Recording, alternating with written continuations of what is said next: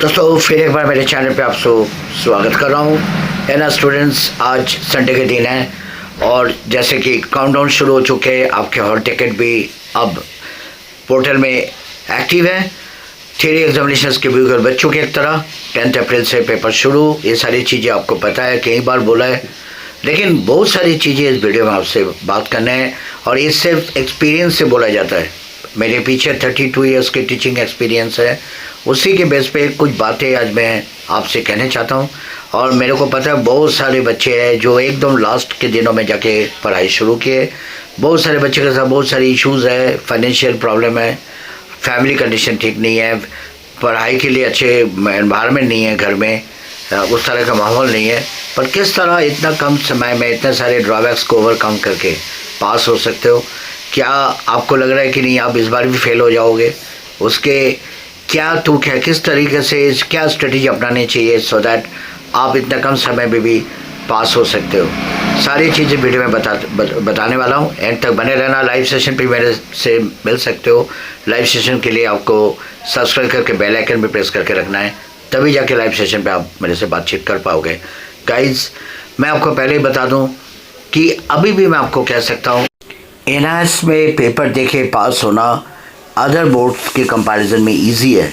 इसके वजह क्या है? सबसे पहली बात मैं आपको बता दूं, जिन बच्चों ने टीएमए में अच्छे मार्क्स स्कोर कर लिए या फॉर्मेटिव जो प्रैक्टिकल के जो फॉर्मेटिव मार्किंग होते हैं, फॉर्मेटिव एग्जामिनेशंस के स्कोर अगर अच्छे हैं तो आप समझ लो आप 5 कदम वैसे ही आगे निकल चुके हो।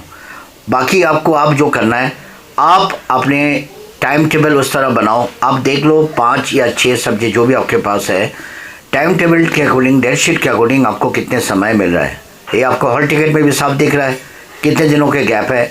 और फिर एक आप प्लानिंग करो और उस प्लानिंग में आपको ये ध्यान रखना है जो सबसे आपके स्ट्रॉन्ग होल्ड है जिस सब्जेक्ट में ऑलरेडी आपकी, जिसमें प्रिपरेशन ऑलरेडी अच्छे है, उसमें कंपैरेटिवली थोड़ी आप समय कम रखो।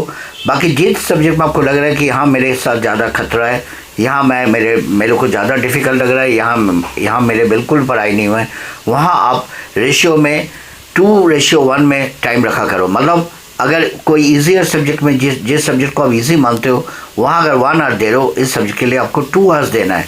और इक्वल टाइम रखना है आपको। हर रोज़ आपको प्लान करके चलना है कि इतने टाइम, इतने ड्यूरेशन मेरे को इस सब्जेक्ट के लिए देना है। ये नहीं कि आप लगातार एक सब्जेक्ट को बिल्कुल प्रिपेयर नहीं कर रहे हो और एक सब्जेक्ट को ज़्यादा टाइम दे रहे हो। हाँ, ये आप कर सकते हो जिस सब्जेक्ट के जब एग्जामिनेशन है, जैसे जो पेपर पहले होना है उसके प्रायोरिटी ज़्यादा होने चाहिए, क्योंकि बाद वाले पेपर के लिए आपको फिर भी समय मिलना है।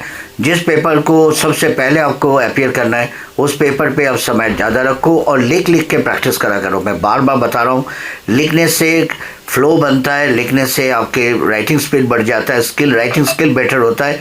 अच्छे हैंड राइटिंग के साथ पेश आओ।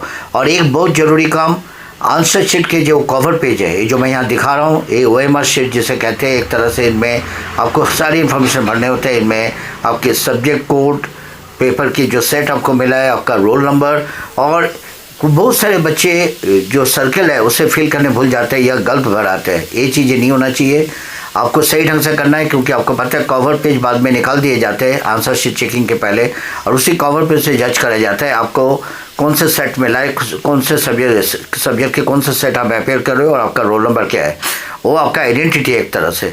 और सेकेंडली आपको जो ध्यान रखना है, जब आप पेपर देने जाओगे आप बिल्कुल फोकस्ड होके जाओगे, आप कोई नेगेटिव थॉट लेके नहीं जाओगे। और आप ये समझ लो, मैं पहले ही बता देता हूँ, कई बार बोला है कि ये हकीकत है, कोई माने ना माने, एनआईएस में आपको कंप्लीट 3 आवर्स, बहुत कम उम्मीद है कि पूरे 3 घंटे आपको मिले। कुछ सेंटरों में, कुछ अच्छे सेंटर वाले आपको पूरे समय देंगे, बाकी सेंटर वाले आपको 15 से 20 मिनट आपके वैसे निकल जाएंगे। एक क्वेश्चन पेपर डिस्ट्रीब्यूट करने में समय लगा देते हैं। कई बार इनके क्वेश्चन प्रिंट जो निकाला जाता है लास्ट मोमेंट पे प्रिंट आउट होने में, और बहुत सारे इश्यूज आ जाता है।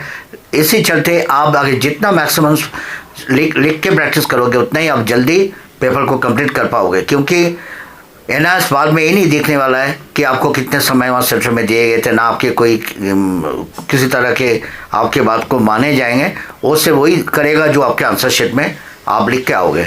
और ये जो स्निपेट मैं शेयर कर रहा हूँ, ये सब चीज़ें मैं आपको बताने के लिए, समझाने के लिए बता रहा हूँ।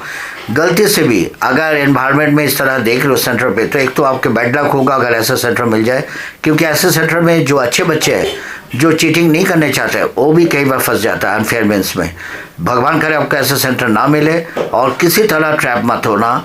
अगर आपको प्रोवोक भी करा जाए, अगर वहाँ जो इन्विजिलेटर है वो आपको अगर प्रोवोक भी करता है, पैसा ले दे के आपको इस तरह का ऑफ़र करता है कि आपको अलग कमरे में बिठाएंगे, आपको हेल्प कर देंगे, चीटिंग करवाएंगे, आपको हम चिट या क्वेश्चन पेपर के आंसर्स प्रोवाइड कर देंगे, आप बिल्कुल ट्रैप मत होना। आप साफ कह देना मैं प्रिपेयर करके आया हूँ, मेरे को किसी का सहारा नहीं चाहिए। और क्योंकि मैं आपको बता दूँ, जो बच्चे इस ट्रैप में, तो एक तो पैसा, टाइम, सब कुछ गवाओगे, और लास्ट में पता लगेगा जब रिजल्ट आएगा आपको बैन भी कराया जा सकता है, डीबार भी कराया जाता है।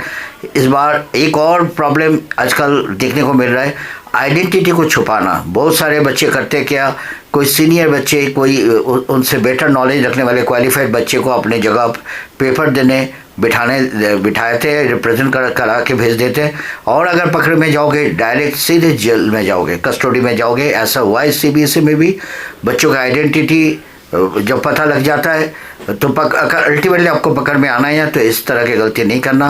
आप अच्छी तरह से 40 to 50 मार्क्स के प्रिपरेशन भी अगर करके जाते हो, और मैक्सिमम नंबर ऑफ क्वेश्चंस को अगर अटेम्प्ट कराते हो जिसके आंसर आपको प्रॉपर नहीं भी आते हैं, तो आप NIS में पास हो सकते हो।